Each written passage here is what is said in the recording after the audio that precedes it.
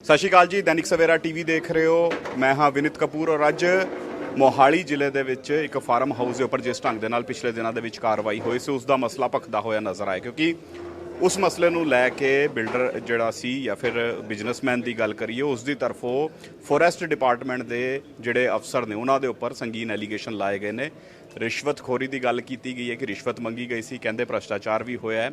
DFO ਸਾਡੇ ਨਾਲ ਨੇ, ਗੱਲਬਾਤ ਕਰਨੇ। ਡੀਐਫਓ ਸਾਹਿਬ, ਵੱਡੇ ਐਲੀਗੇਸ਼ਨ ਲਾਏ ਨੇ ਉਸ ਬਿਜ਼ਨਸਮੈਨ ਦੀ ਤਰਫੋਂ, ਸਪਸ਼ਟ ਲਫ਼ਜ਼ਾਂ ਦੇ ਵਿੱਚ ਕਹਿ ਰਹੇ ਨੇ ਕਿ ਮੇਰਾ ਲੀਗਲ ਕੰਮ ਸੀ, ਮੇਰੇ ਲੀਗਲ ਕੰਮ ਨੂੰ ਇਨਲੀਗਲ ਬਣਾਇਆ ਗਿਆ, ਉੱਥੇ ਜਿਹੜੀ ਮੇਰੀ ਕੰਸਟਰਕਸ਼ਨ ਸੀ ਉਸ ਨੂੰ ਤੋੜਿਆ ਗਿਆ ਔਰ ਰਿਸ਼ਵਤ ਵੀ ਮੰਗੀ ਗਈ ਹੈ। ਇੱਕ ਵੀਡੀਓ ਵੀ ਵਾਇਰਲ ਕਰਦੇ ਨਜ਼ਰ ਆ ਰਹੇ ਨੇ। ਦੇਖੋ, ਮੈਂ ਤੁਹਾਨੂੰ ਪਹਿਲਾਂ ਕਲੀਅਰ ਕਰ ਚੁੱਕਿਆ 1996 ਤੋਂ ਜਿਸ ਏਜੰਸੀਆਂ ਦੇ ਨਾਲ, ਜਿਨ੍ਹਾਂ ਬੰਦਿਆਂ ਦੇ ਨਾਲ ਸਾਡੇ ਲਿਟੀਗੇਸ਼ਨ, ਸਾਡੇ ਸਾਰੇ ਤਰ੍ਹਾਂ ਦੇ ਪਰਚੇ ਚੱਲਦੇ ਹੋਣ, ਉਹਨਾਂ ਬੰਦਿਆਂ ਤੋਂ ਕੋਈ ਰਿਸ਼ਵਤ ਲੈਣ ਦਾ ਤਾਂ ਮਾਮਲਾ ਹੀ ਨਹੀਂ ਪੈਦਾ ਹੁੰਦਾ, ਪਰੰਤੂ ਜੋ ਉਹਨਾਂ ਨੇ ਇਲੀਗਲ ਐਕਟੀਵਿਟੀਜ਼ ਕਰੀਆਂ ਨੇ ਉਹ ਇਲੀਗਲ ਐਕਟੀਵਿਟੀਆਂ ਨੂੰ ਉਹ ਲੀਗਲ ਕਹਿ ਰਹੇ ਸੀ। ਤਾਂ ਹੀ ਮੈਂ ਤੁਹਾਨੂੰ ਬੇਨਤੀ ਕਰਕੇ, ਮੈਂ ਪਹਿਲਾਂ ਹੀ ਬੇਨਤੀ ਕਰਕੇ ਹਟਿਆ, ਤਾਂ ਹੀ ਤੁਹਾਡੇ ਕੋਲ ਟਾਈਮ ਮੰਗਿਆ ਸੀ ਕਿ ਤਾਂ ਕਿ ਅਸੀਂ ਤੁਹਾਨੂੰ ਦੱਸ ਸਕੀਏ ਕਿ ਕੀ ਫੋਰੈਸਟ ਐਕਟ ਹੈ, ਕਿਹੜੇ ਕਿਹੜੇ ਉੱਥੇ ਐਕਟ ਲੱਗਦੇ ਆ। ਕਿਸੇ ਇੱਕ ਬੰਦੇ ਦੇ ਕਹਿਣ ਨਾਲ ਕਿਸੇ ਜਗ੍ਹਾ ਦਾ ਮਤਲਬ ਲੀਗਲਾਈਜ਼ ਨਹੀਂ ਹੋ ਜਾਂਦੀ।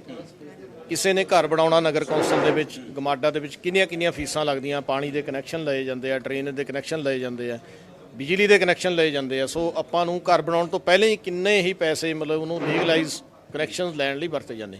ਹੁਣ ਇੱਥੇ ਇਹ ਕਿੱਦਾਂ ਦੀ ਜ਼ਮੀਨ ਹੈ, ਚੰਦ ਦੀ ਜ਼ਮੀਨ ਹੈ ਜਾਂ ਕਿਹੜੇ ਗ੍ਰਹਿ ਦੀ ਜ਼ਮੀਨ ਹੈ ਜਿੱਥੇ ਕੋਈ ਕਾਨੂੰਨ ਹੀ ਨਹੀਂ ਲੱਗਦਾ ਹੈਗਾ, ਜਿੱਥੇ ਕਿਸੇ ਚੀਜ਼ ਦੀ ਲੋੜ ਹੀ ਨਹੀਂ ਹੈਗੀ, ਜਿੱਥੇ ਤੁਸੀਂ ਜਾਓ ਤੇ ਆਪਣਾ ਘਰ ਬਣਾ ਕੇ ਵੇਚ ਦਿਓ ਤੇ ਉੱਥੇ ਕੋਈ ਕਾਇਦਾ ਕਾਨੂੰਨ ਨਹੀਂ, ਕੋਈ ਧਰਤੀ ਦਾ ਰੂਲ ਹੀ ਨਹੀਂ ਹੈ।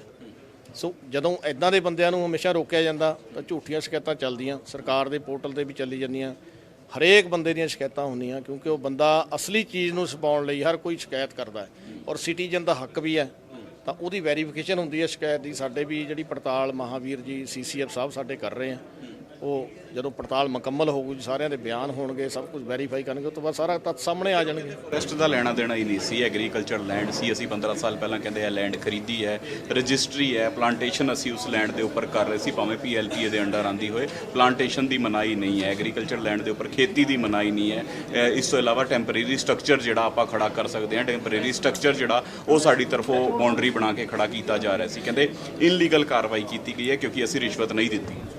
ਦੇਖੋ ਪ੍ਰੈਸ ਨੋਟ ਦਿਓ ਮਾੜਾ ਜਿਹਾ, ਪ੍ਰੈਸ ਨੋਟ ਦਿਓ ਯਾਰ ਹਰਕਮਲ, ਚਲ ਮੈਂ ਬਰੀਫ ਕਰਨਾ ਮਾੜਾ ਜਿਹਾ। ਹੁਣ ਦੇਖੋ ਇੱਕ ਮਿੰਟ ਬਸ ਦੇਖੋ, ਜਿਹੜੀ ਤੁਸੀਂ ਕਹਿੰਦੇ PLP ਲੈਂਡ ਨਹੀਂ ਸੀ, ਜਿਹੜੀ PLP ਲੈਂਡ ਦੇ ਸੈਕਸ਼ਨ 4 'ਚ ਕਿਸੇ ਤਰ੍ਹਾਂ ਦੀ ਬ੍ਰੇਕਿੰਗ ਅਪ, ਕਿਸੇ ਤਰ੍ਹਾਂ ਦੀ ਕੰਸਟਰਕਸ਼ਨ, ਕਿਸੇ ਤਰ੍ਹਾਂ ਦੀ ਕੁਛ ਜਿਹੜਾ ਬੈਂਡ ਹੈ, ਬ੍ਰੇਕਿੰਗ ਅਪ ਕਰਨੀ, ਕੋਈ ਵੀ ਟੈਂਪਰੇਰੀ ਸਟਰਕਚਰ ਬਣਾਉਣੀ, ਕੋਈ ਵੀ ਛੇੜਛਾੜ ਕਰਨੀ ਬੈਂਡ ਹੈ।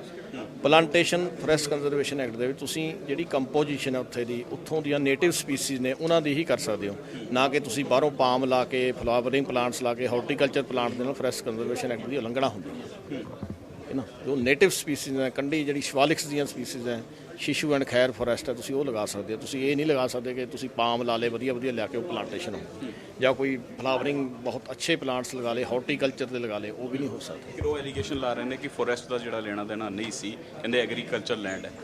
ਇਸ ਦੇ ਤੱਤ ਕੀ ਕਹਿੰਦੇ? ਮੈਂ ਸਾਰੀ ਪ੍ਰੈਸ ਕਾਨਫਰੰਸ ਬਹੁਤ ਡਿਟੇਲ 'ਚ ਤੁਹਾਨੂੰ ਲਾ ਕੇ ਦੱਸਿਆ, 1996 1980 ਤੋਂ ਸਾਰੀਆਂ ਕਹਾਣੀਆਂ ਸੁਣਾਈਆਂ, ਸਾਰੇ ਕਾਨੂੰਨ ਸੁਣਾਏ। ਇਸ ਲਈ ਇਹ ਜਿਹੜੀ ਪ੍ਰੈਜ਼ੈਂਟ ਲੈਂਡ ਹੈ ਬਿਲਕੁਲ ਫੋਰੈਸਟ ਲੈਂਡ ਹੈ, ਬਿਲਕੁਲ PRSC ਮੇਜਰੀ ਲੈ ਲਓ, ਉਹਦੇ 'ਚ ਫੋਰੈਸਟ ਕੰਜ਼ਰਵੇਸ਼ਨ ਐਕਟ ਵੀ ਲੱਗਦਾ ਹੈ, ਫੋਰੈਸਟ ਇੰਡੀਅਨ ਫੋਰੈਸਟ ਐਕਟ ਵੀ ਲੱਗਦਾ ਹੈ, 12/12/96 ਦੇ ਨਾਲ ਜੱਜਮੈਂਟ ਦੇ ਨਾਲ 1900 ਦੀ ਧਾਰਾ 4 ਵੀ ਲੱਗਦੀ ਹੈ। ਸੋ ਇਸ ਤਰ੍ਹਾਂ ਇਹ ਕਹਿਣਾ ਬਿਲਕੁਲ ਗਲਤ ਹੈ ਕਿ ਇੱਥੇ ਕਿਸੇ ਚੀਜ਼ ਦੀ ਲੋੜ ਨਹੀਂ ਹੈ। ਪੈਸਿਆਂ ਦੇ ਜਿਹੜੇ ਆਰੋਪ ਲਾ ਰਹੇ ਨੇ ਕਿ ਰਿਸ਼ਵਤ ਮੰਗੀ ਗਈ, ਦੇਖੋ ਉਹ ਮੈਂ ਤੁਹਾਨੂੰ ਪਹਿਲਾਂ ਹੀ ਦੱਸ ਚੁੱਕਿਆ ਕਿ ਜੋ ਬੰਦੇ ਨਾਲ ਸਾਡੀ ਐਡੀ ਦੇਰ ਦੀ ਲਿਟੀਗੇਸ਼ਨ ਚੱਲ ਰਹੀ ਹੈ, ਤਾਂ ਉਹ ਇਹਨਾਂ ਨੇ ਸ਼ਿਕਾਇਤ ਕੀਤੀ ਹੈ ਮੇਰੀ, ਉਹ ਸ਼ਿਕਾਇਤ ਦੀ ਵੈਰੀਫਿਕੇਸ਼ਨ ਚੱਲ ਰਹੀ। ਜਦੋਂ ਵੈਰੀਫਿਕੇਸ਼ਨ ਆ ਗਈ ਤੁਹਾਡੇ ਸਾਹਮਣੇ, ਉਹ ਕਹਿੰਦੇ ਪੇਸ਼ਗੀ ਲੈ ਕੇ ਸਾਨੂੰ ਮੀਟਿੰਗ ਦੇ ਵਿੱਚ ਬੁਲਾਇਆ ਗਿਆ ਕਿ 2 ਲੱਖ ਰੁਪਏ ਦੀ ਪੇਸ਼ਗੀ ਲੈ ਕੇ ਆਓ ਤੇ ਮੀਟਿੰਗ ਦੇ ਵਿੱਚ ਬੈਠੋ। ਕੁਝ ਵੀ ਕਹਿ ਸਕਦਾ ਕਿਸੇ ਦਾ। ਆਪਾਂ ਇੱਕ ਸਿਟੀਜ਼ਨ ਨੂੰ ਹਰੇਕ ਸ਼ਿਕਾਇਤ ਕਰਨ ਦਾ ਅਧਿਕਾਰ ਹੈ, ਜਿੱਦਾਂ ਮੈਨੂੰ ਆਪਣੀਆਂ ਕਾਰਵਾਈਆਂ ਕਰਨ ਦਾ ਅਧਿਕਾਰ ਹੈ। ਉਹ ਮੇਰੀ ਉਹਨੂੰ ਇਲੀਗਲ ਦੱਸ ਰਿਹਾ ਕਿ ਮੈਂ ਇਲੀਗਲ ਕੀਤਾ ਜਦ ਕਿ ਸਰਕਾਰੀ ਡਿਊਟੀ ਨਿਭਾਈ ਹੈ। ਸੋ ਉਹ ਕੁਝ ਵੀ ਬੰਦਾ ਬੋਲਦੇ, ਠੀਕ ਹੈ ਨਾ, ਉਹਦੀ ਤਾਂ ਵੈਰੀਫਿਕੇਸ਼ਨ ਹੋਣੀ ਹੈ। ਵੈਰੀਫਿਕੇਸ਼ਨ ਤੋਂ ਬਾਅਦ ਆਪੇ ਸਭ ਨੂੰ ਪਤਾ ਲੱਗ ਵੀਡੀਓ ਵਾਇਰਲ ਕਰ ਰਹੇ ਕਰੋ।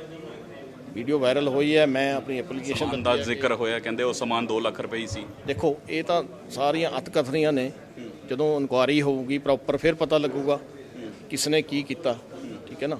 ਹੁਣ ਬਖਲਾੜ 'ਚ ਆ ਕੇ ਕਿ ਮੈਂ ਆਹ ਕਾਰਵਾਈਆਂ ਨਾ ਕਰਾਂ, ਰੀਸਟੋਰੇਸ਼ਨ ਨਾ ਕਰਾਂ, ਆਪਣੀ ਡਿਊਟੀ ਨਾ ਨਿਭਾਵਾਂ, ਸੋ ਇਹ ਇਦਾਂ ਦੀਆਂ ਸ਼ਿਕਾਇਤਾਂ ਤੋਂ ਡਰਦੇ ਹਾਂ। ਜਾਂਚ ਸ਼ੁਰੂ ਕਰਤੀ ਹੈ, ਕੋਈ ਆ ਗਿਆ ਤੁਹਾਨੂੰ ਸਮਨ ਆ ਗਿਆ ਵਿਜੀਲੈਂਸ ਨਹੀਂ, ਦਾ? ਮੈਨੂੰ ਸਾਨੂੰ ਅਜੇ ਕੋਈ ਸੰਮਣ ਨਹੀਂ ਆਇਆ। ਜਦੋਂ ਆਊਗਾ ਅਸੀਂ ਬਿਲਕੁਲ ਹਾਜ਼ਰ ਹੋਵਾਂਗੇ, ਅਸੀਂ ਭੱਜਾਂਗੇ ਨਹੀਂ ਜਾਂਚ ਤੋਂ। ਜਿਹੜੇ ਐਲੀਗੇਸ਼ਨ ਤੁਹਾਡੇ ਤੇ ਲਾਏ ਨੇ ਉਸ ਨੂੰ ਲੈ ਕੇ ਤੁਸੀਂ ਵੀ ਕੋਈ ਕਾਰਵਾਈ ਕਰਨ ਜਾ ਰਹੇ ਹੋ? ਹਾਂ ਨਹੀਂ, ਮੈਂ ਵੀ ਆਪਣਾ ਕਰ ਰਿਹਾ ਕਿ ਜੇਕਰ ਇਹ ਐਲੀਗੇਸ਼ਨ ਝੂਠੇ ਪਾਏ ਗਏ ਮੈਂ ਡਿਫੇਮੇਸ਼ਨ ਦਾ ਕੇਸ ਵੀ ਪਾਵਾਂਗਾ ਤੇ ਆਪਣੇ ਖਿਲਾਫ ਮੇਰੀ ਜੋ ਬੇਇੱਜ਼ਤੀ ਹੋਈ ਹੈ ਮੀਡੀਆ ਦੇ ਵਿੱਚ ਕੀ ਸਾਰੇ ਸੰਸਾਰ ਦੇ ਸਾਰੇ ਸਮਾਜ ਦੇ ਵਿੱਚ, ਉਹ ਵੀ ਮੈਂ ਆਪਣਾ ਕਰਾਂਗਾ। ਬਿਲਕੁਲ ਦੇਖੋ, ਸਿੱਧੇ ਤੌਰ ਤੇ ਕਹਿ ਰਹੇ ਨੇ ਕਿ ਐਲੀਗੇਸ਼ਨ ਜਿਹੜੇ ਨੇ ਝੂਠੇ ਨੇ। ਉਹ ਕਹਿੰਦੇ ਇਨਵੈਸਟੀਗੇਸ਼ਨ ਚੱਲ ਰਹੀ ਹੈ ਔਰ ਇਨਵੈਸਟੀਗੇਸ਼ਨ ਦੇ ਵਿੱਚ ਜੋ ਵੀ ਤੱਥ ਨਿਕਲ ਕੇ ਸਾਹਮਣੇ ਆਣਗੇ ਮੈਂ ਸਿੱਧੇ ਤੌਰ ਤੇ ਉਸ ਦਾ ਵੈਲਕਮ ਕਰਦਾ ਹੋਇਆ ਨਜ਼ਰ ਆਊਂਗਾ। ਉਹ ਕਹਿੰਦੇ ਨੇ ਕਿ ਇਨਵੈਸਟੀਗੇਸ਼ਨ ਜੇ ਹੁੰਦੀ ਹੈ ਤਾਂ ਮੈਂ ਉਸ ਦਾ ਵੀ ਪਾਰਟ ਬਣੂੰਗਾ, ਲੇਕਿਨ ਫਿਲਹਾਲ ਮੈਨੂੰ ਕਿਸੇ ਤਰ੍ਹਾਂ ਦੀ ਕੋਈ ਸਮਨਿੰਗ ਜਿਹੜੀ ਹੈ ਨਹੀਂ ਹੋਈ। ਵੇਖਣ ਵਾਲੀ ਗੱਲ ਰਹੇਗੀ ਆਉਣ ਵਾਲੇ ਦਿਨਾਂ ਦੇ ਵਿੱਚ ਆ ਮਸਲਾ ਜਿਹੜਾ ਕੀ ਨਵੇਂ ਰੰਗ ਵਿਖਾਉਂਦਾ ਹੈ। ਜਿਸ ਢੰਗ ਦੇ ਨਾਲ ਲਗਾਤਾਰ ਸਰਕਾਰ ਐਕਸ਼ਨ ਮੋਡ ਦੇ ਵਿੱਚ ਨਜ਼ਰ ਆ ਰਹੀ ਹੈ, ਜਿਹੜੀ ਪੰਚਾਇਤੀ ਲੈਂਡ ਹੈ, ਜਿਹੜੀ ਸ਼ਾਮਲਾਤੀ ਲੈਂਡ ਹੈ ਜਾਂ ਫਿਰ ਫੋਰੈਸਟ ਲੈਂਡ ਹੈ, ਉਸ ਨੂੰ ਖਾਲੀ ਕਰਾਇਆ ਜਾ ਰਿਹਾ ਹੈ।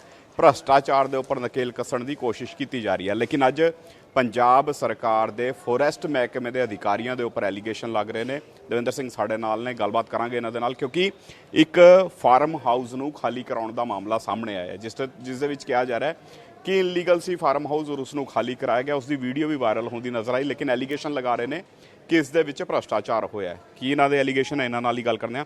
ਸਰਕਾਰ ਮਾਮਲਾ ਕੀ ਹੈ ਪੂਰਾ, ਕਿਉਂਕਿ ਫੋਰੈਸਟ ਡਿਪਾਰਟਮੈਂਟ ਦੀ ਤਰਫੋਂ ਤੋਂ ਇੱਕ ਵੀਡੀਓ ਵਾਇਰਲ ਕੀਤੀ ਜਾ ਰਹੀ ਹੈ ਜਿਸ ਦੇ ਵਿੱਚ ਉਹ ਕਹਿ ਰਹੇ ਨੇ ਕਿ ਫੋਰੈਸਟ ਲੈਂਡ ਦੇ ਉੱਪਰ ਜਿਹੜੇ ਇਨਲੀਗਲ ਕੰਸਟਰਕਸ਼ਨ ਹੋਈ ਸੀ ਅਸੀਂ ਉਸ ਨੂੰ ਤੋੜਨ ਦਾ ਕੰਮ ਕੀਤਾ ਹੈ। ਤੁਸੀਂ ਐਲੀਗੇਸ਼ਨ ਲਾ ਰਹੇ ਹੋ ਕਿ ਭ੍ਰਸ਼ਟਾਚਾਰ ਹੋਇਆ, ਰਿਸ਼ਵਤ ਮੰਗੀ ਗਈ ਹੈ, ਕੀ ਪੂਰਾ ਮਾਮਲਾ? ਬੇਸਿਕਲੀ ਇਹ ਐਗਰੀਕਲਚਰਲ ਲੈਂਡ ਹੈ ਪਿੰਡ ਕਰੋੜਾਂ ਦੀ। ਇਹ ਲੈਂਡ ਓਨਰਸ ਤੋਂ, ਫਾਰਮਰਸ ਤੋਂ ਅਸੀਂ ਅੱਜ ਤੋਂ 15 ਸਾਲ ਪਹਿਲਾਂ ਐਗਰੀਕਲਚਰਲ ਲੈਂਡ ਖਰੀਦੀ ਸੀ। ਇਹਦੇ ਉੱਤੇ ਬਾਉਂਡਰੀ ਵਾਲ ਔਰ ਗੇਟ ਤਕਰੀਬਨ 10 ਸਾਲ ਪਹਿਲਾਂ ਤੋਂ ਬਣਿਆ ਹੋਇਆ। ਰੀਸੈਂਟਲੀ ਅਸੀਂ ਉਹਦੇ ਤੇ 25-30 ਏਕੜ ਦੇ ਉੱਤੇ ਟੈਰੇਸਿਸ ਬਣਾ ਕੇ ਪਲਾਂਟੇਸ਼ਨ ਲਈ ਮੌਨਸੂਨ ਸੀਜ਼ਨ ਤੋਂ ਪਹਿਲਾਂ ਜ਼ਮੀਨ ਨੂੰ ਤਿਆਰ ਕਰ ਰਹੇ ਸੀਗੇ। ਜਿਸ ਵੇਲੇ ਇਹਨਾਂ ਨੇ ਇੱਕ complaint, false complaint forest range ਅਫਸਰ ਵੱਲੋਂ ਦਾਖਲ ਨਿਆਗਾਉਂ ਥਾਣੇ 'ਚ ਕਰਕੇ ਉਹਦੇ ਬਾਅਦ ਸਾਨੂੰ ਅਪਰੋਚ ਕੀਤਾ ਇੱਕ ਫੋਰੈਸਟ ਕੰਟਰੈਕਟਰ ਦੇ ਥਰੂ, ਤੇ ਉਹਦੇ ਬਾਅਦ ਇਹਨਾਂ ਨੇ ਐਕਸਟੋਰਸ਼ਨ ਦੀ ਡਿਮਾਂਡ ਰੱਖੀ। ਉਹ ਅਸੀਂ ਵੀ 1 ਕਰੋੜ ਰੁਪਈਆ ਉਹਨਾਂ ਨੂੰ ਅਪਫਰੰਟ ਚਾਹੀਦਾ ਉਹਨਾਂ ਨੂੰ, ਤੇ ਕੰਜ਼ਰਵੇਟਰ ਜਿਹੜਾ ਵਿਸ਼ਾਲ ਚੌਹਾਨ ਹੈ, ਤੇ 10 ਲੱਖ ਰੁਪਇਆ ਮਹੀਨੇ ਦਾ ਤੇ 5 ਲੱਖ ਰੁਪਇਆ ਪਰ ਫਾਰਮ ਜਿਹੜਾ ਅਸੀਂ ਸੇਲ ਕਰਨਾ ਚਾਹੁੰਦੇ ਹਾਂ। ਉਹਨਾਂ ਦੀ ਇਹ ਡਿਮਾਂਡ ਨਾ ਪੂਰੀ ਕਰਨ ਤੇ ਜਿਹੜੀ ਕੰਪਲੇਂਟ 24 ਤਰੀਕ ਦੀ ਪੈਂਡਿੰਗ ਸੀਗੀ, 9 ਮਈ ਨੂੰ ਇਹਨਾਂ ਨੇ ਉਹਨੂੰ FIR ਦੇ ਵਿੱਚ ਕਨਵਰਟ ਕਰ ਦਿੱਤਾ। FIR ਮੇਰੇ ਫਾਦਰ ਦੇ ਨਾਂ 'ਤੇ ਹੋਈ ਹੈ, ਨਾ ਉਹ ਕੰਪਨੀ ਨਾ ਕਿਸੇ ਸੁਸਾਇਟੀ ਦੇ ਨਾਲ ਰਿਲੇਟਡ ਨੇ ਜਿਹਦੇ ਨਾਂ 'ਤੇ ਜ਼ਮੀਨ ਹੈ। ਫੋਰੈਸਟ ਡਿਪਾਰਟਮੈਂਟ ਦੀ ਇਹ ਜ਼ਮੀਨ ਨਹੀਂ ਹੈ, ਨਾ ਹੀ ਫੋਰੈਸਟ ਦੀ ਕੋਈ ਨੋਟੀਫਿਕੇਸ਼ਨ ਹੈ। ਧਾਰਾ 4 ਪੰਜਾਬ ਲੈਂਡ ਪ੍ਰਜ਼ਰਵੇਸ਼ਨ ਐਕਟ ਦੀ ਨੋਟੀਫਿਕੇਸ਼ਨ ਹੈ ਜਿਹੜੀ ਸੋਇਲ ਕੰਜ਼ਰਵੇਸ਼ਨ ਪਰਪਸਿਸ ਲਈ ਹੁੰਦੀ ਹੈ, ਔਰ ਐਗਰੀਕਲਚਰਲ ਲੈਂਡ ਦੇ ਉੱਤੇ ਐਗਰੀਕਲਚਰ ਜਾਂ ਪਲਾਂਟੇਸ਼ਨ ਕਰਨ ਦੇ ਉੱਤੇ ਇਹਦੇ ਤੇ ਕੋਈ ਮਨਾਹੀ ਇਸ ਦਫਾ ਦੇ ਨਾਲ ਨਹੀਂ ਲੱਗਦੀ। ਕਿੱਥੇ ਲੈਂਡ ਹੈ, ਕਿੰਨੀ ਲੈਂਡ ਸੀ, ਔਰ ਤੁਸੀਂ ਕਹਿ ਰਹੇ ਹੋ ਅਸੀਂ ਖਰੀਦੀ ਹੈ ਲੈਂਡ, ਲੇਕਿਨ ਸਿੱਧੇ ਤੌਰ ਤੇ ਜੇਕਰ ਗੱਲ ਕਰੀਏ PLPA ਐਕਟ ਜਿਹੜਾ ਜਿਸ ਦੀ ਤੁਸੀਂ ਗੱਲ ਕਰ ਰਹੇ ਹੋ, ਉਸ ਦੇ ਵਿੱਚ ਕਹਿੰਦੇ ਕੰਸਟਰਕਸ਼ਨ ਨਹੀਂ ਹੋ ਸਕਦੀ ਕਿਸੇ ਵੀ ਤਰ੍ਹਾਂ ਦੀ। ਉੱਥੇ ਤੁਹਾਨੂੰ ਆ ਲੈਂਡ ਕਿਸ ਤਰ੍ਹਾਂ ਮਿਲ ਗਈ?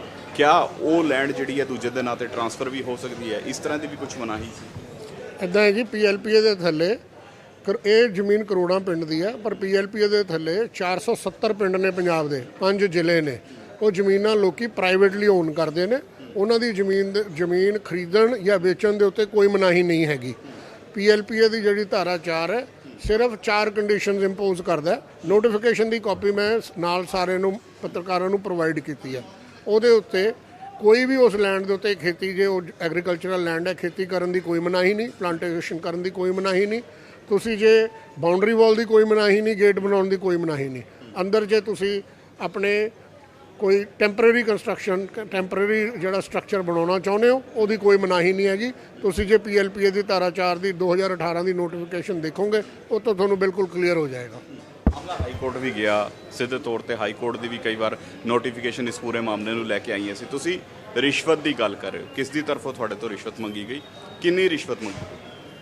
DFO ਮੋਹਾਲੀ ਔਰ ਕੰਜ਼ਰਵੇਟਰ ਫੋਰੈਸਟ ਗੁਰਮਨਪ੍ਰੀਤ ਸਿੰਘ ਤੇ ਵਿਸ਼ਾਲ ਚੌਹਾਨ ਦੇ ਵੱਲੋਂ ਜਿਹੜੀ ਇਹ ਰਿਸ਼ਵਤ ਮੰਗੀ ਗਈ।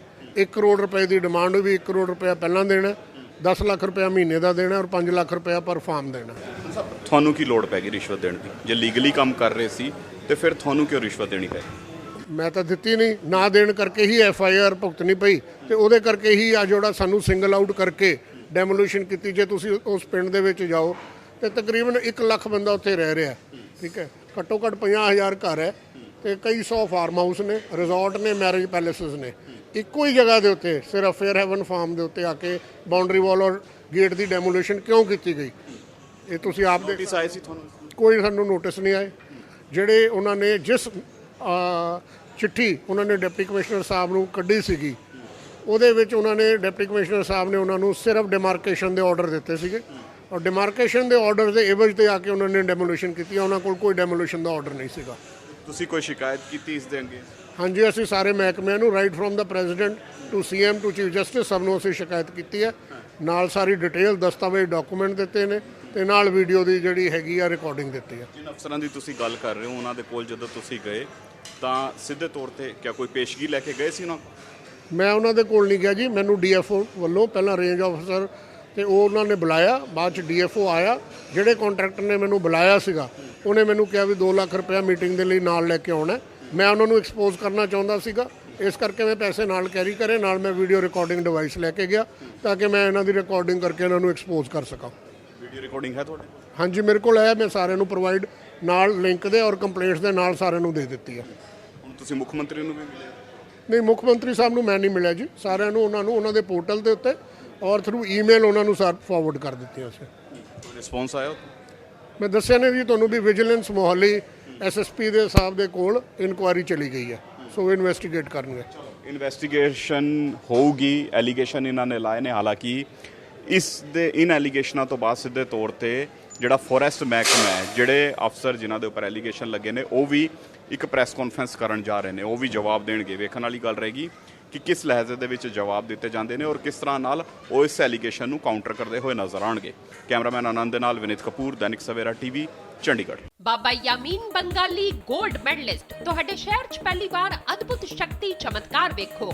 ਦੇਸ਼ ਵਿਦੇਸ਼ 'ਚ ਬੈਠੇ ਸਾਨੂੰ WhatsApp ਤੇ ਵੀ ਕਾਲ ਕਰ ਸਕਦੇ ਨੇ। ਘਰ ਬੈਠੇ 11 ਮਿੰਟਾਂ 'ਚ 101% ਦੀ ਗਾਰੰਟੀ ਨਾਲ ਸਮਾਧਾਨ। ਵਸ਼ੀਕਰਨ ਅਤੇ ਮੁਠਕਰਨੀ ਦੇ ਮਾਹਿਰ ਸਭ ਤੋਂ ਪਹਿਲਾਂ ਕੰਮ ਕਰਨ ਦਾ ਵਾਅਦਾ।